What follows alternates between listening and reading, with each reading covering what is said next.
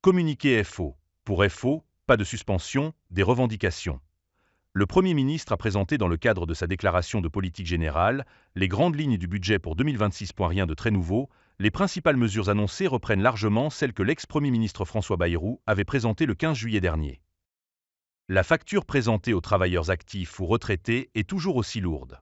Les conséquences de ce nouveau plan d'austérité sont toujours aussi désastreuses pour les travailleurs comme pour l'économie française, sans aucune recette supplémentaire, notamment par la fin des exonérations de cotisations et par la conditionnalité des aides publiques versées aux entreprises.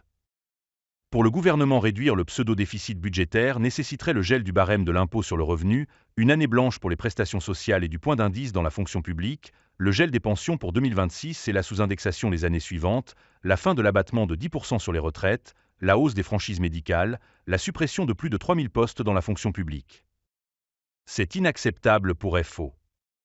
Sur la réforme des retraites, le Premier ministre a annoncé une suspension jusqu'en 2027, suspension du report de l'âge de départ et de l'allongement de la durée de cotisation. C'est un premier pas, mais la suspension n'est pas l'abrogation. Cette réforme, imposée par 49.3 et rejetée par l'immense majorité des salariés, reste injuste, brutale et injustifiée. Les revendications de FO, elles, ne sont pas suspendues. Pour FO, c'est toujours l'abrogation. Mardi 14 octobre 2025.